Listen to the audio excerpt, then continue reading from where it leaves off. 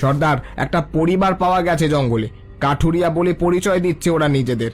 বন্যায় ঘর ভেসে গেছে বলছে, রাস্তা হারিয়ে এদিকে চলে এসেছে। এখন আপনি যা বলবেন তাই হবে। মেরে তাড়াবো নাকি রাখবো? কাছে আইডি কাঠুরিয়া, দেখি তোর চেহারা। আমি বিক্রম, এই জঙ্গলের রাজা বলে লোকে, কিন্তু দেখছিস তো এখন রাজার শরীরের হাল। এই বর্ষায় কোথায় যেতে পারি না, কিছু করতে পারি না, শুয়ে শুয়ে গুহার ছাদ দেখি সারাদিন। সর্দার সর্দার, আমাকে আর আমার পরিবারকে মেরো না। গরিব কাঠুরিয়া আমি, আমাকে মেরে কোনো লাভ নেই আপনাদের। আমার কাছে কিচ্ছু নেই, যা ছিল সব জলে নিয়ে গেছে। চাইলে চাইলে আপনাদের জন্য আমরা কাঠ কাটবো, জল আনবো, যা বলবেন তাই করব। শুধু প্রাণটা রক্ষা করুন আমাদের। আমি ডাকাত, খুনি না। যে মানুষ বউ ছেলে নিয়ে বন্যায় প্রাণ হাতে করে ছুটে এসেছে, তাকে মারার মতো নীচ আমি হইনি এখনো। আমিও একদিন গৃহস্থ ছিলাম, জমিদারের অত্যাচারে সব হারিয়ে এই জঙ্গলে এসেছি। দয়া করুন সর্দার, আমাদের দয়া করুন। তোকে আশ্রয় দেব এই গুহায়। বর্ষা যতদিন না কমে ততদিন থাকবি তোরা।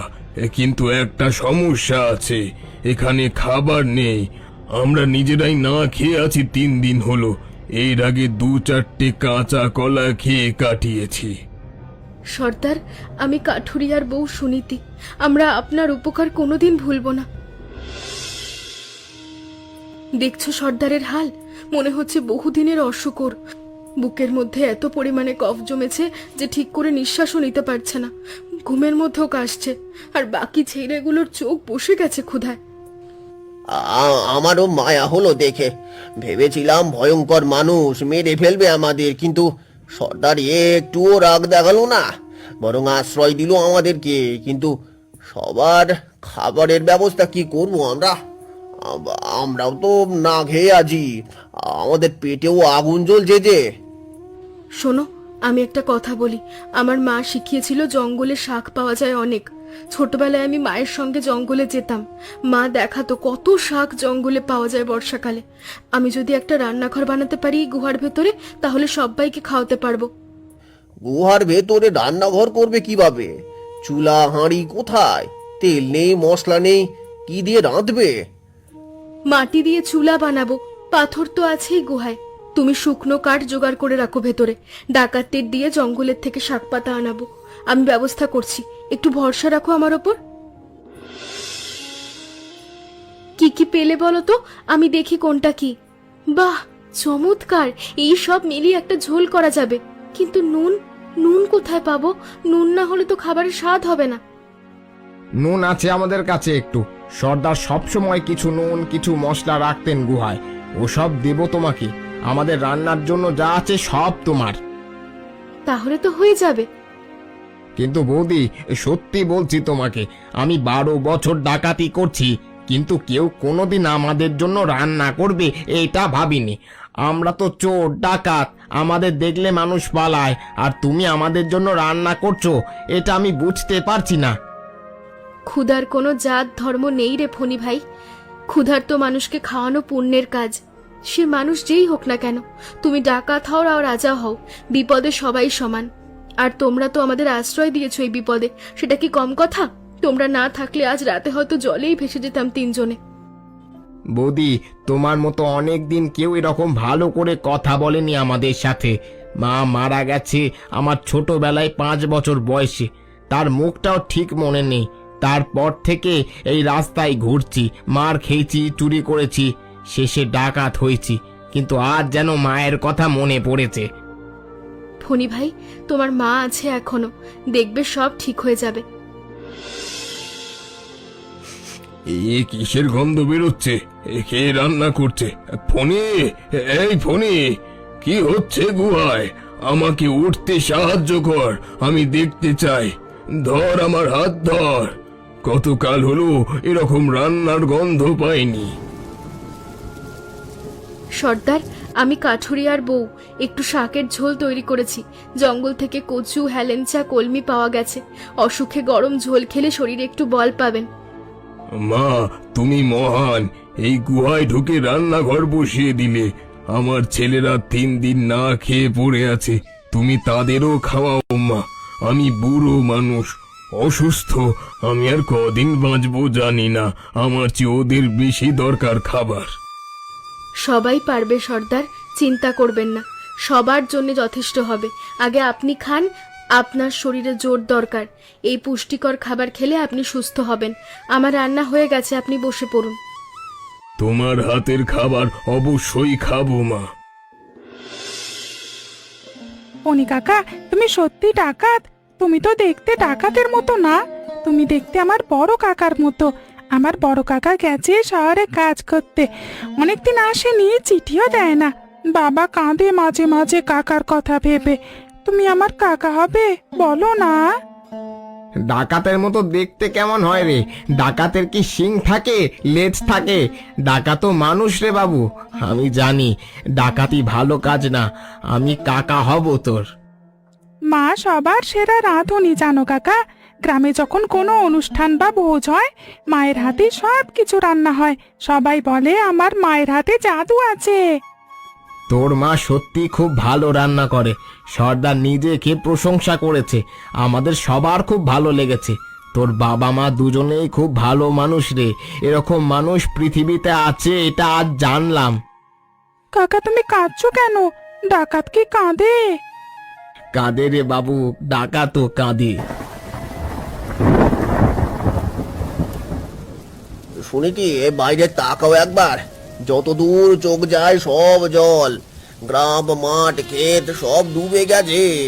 মনে হচ্ছে সমুদ্র নেমে এসেছে ডাঙায়। আমাদের ঘর যেখানে ছিল সেখানে হয়তো এখন মাছ ভাসছে, কিন্তু এই গুহার মধ্যে জল ঢুকছে না। উপরওয়ালা যে আমাদের এখানে পাঠিয়েছেন দয়া করে, গ্রামে থাকলে আজ ভেসে যেতাম। এই গুহাটাই আমাদের রক্ষা করলো।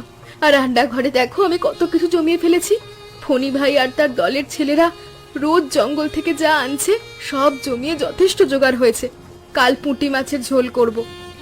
তুমি এই গুহাটাকে ঘর বানিয়ে ফেলেছো সুনীতি, তোমার উপর আমার পুরো ভরসা ছিল আর তুমি সেটা সফল করেছো। সবাই তোমাকে নিয়ে গর্ব প্রকাশ করছে। আমাদের এই উদারতা হয়তো ওদের একদিন সত্যিকারের বদলে দেবে।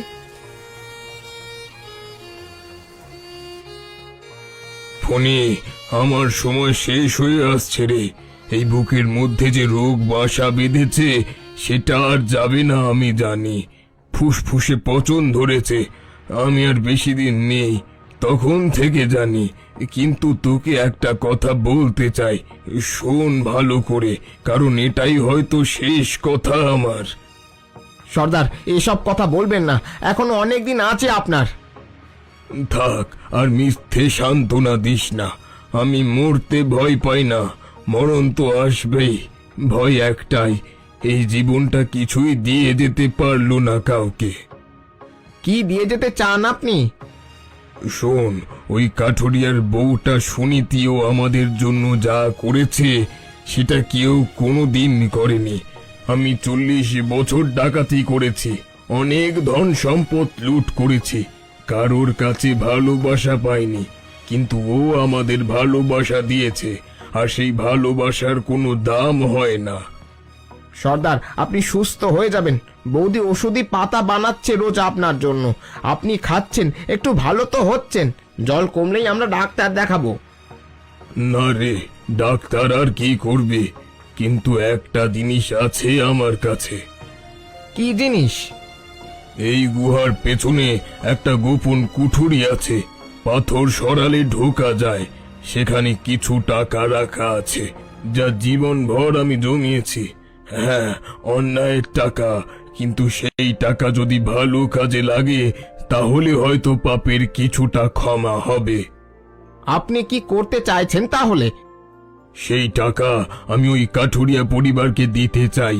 ওরা নতুন জীবন শুরু করুক বর্ষা শেষে। ওই ছেলেটা টুকু, ও যেন পড়াশোনা করতে পারে, ও যেন পাকা বাড়ি বানাতে পারে তার বাবা মায়ের জন্য। সর্দার আপনি বড় ভালো। শোন, কথা শেষ করতে দে। আর ফণি, তোকেও বলছি, এই ডাকাতি ছেড়ে দে। এই জীবনে কিছু নেই রে, এটা কি জীবন নাকি শাস্তি? ওই কাঠুরিয়ার জীবনে শান্তি আছে, তোর জীবনে কি আছে বল। কিছু নেই সর্দার, আপনি ঠিকই বলেছেন, কিছু নেই। সর্দার চলে গেল, ভোলাদা ঘুমের মধ্যে চলে গেল। আমরা অনাথ হয়ে গেলাম রে। এই মানুষটা সবাইকে এক জায়গায় করে রেখেছিল, এখন যে এতগুলো লোক কি করবে কিছুই জানে না কেউ।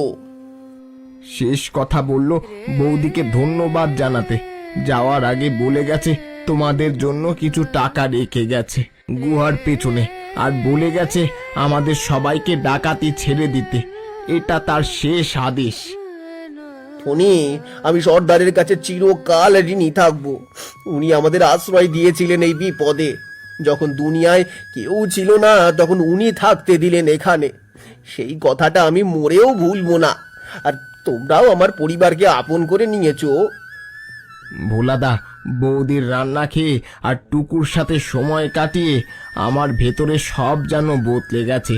আমি আগে যেমন ছিলাম এখন আর তেমন নেই। আমি বুঝতে পারছি মানুষের মতো বাঁচা কাকে বলে, কিন্তু ডাকাতি ছাড়লে করব কি, কোথায় যাব, কে আমাদের কাজ দেবে? সবাই তো জানে আমরা ডাকাত।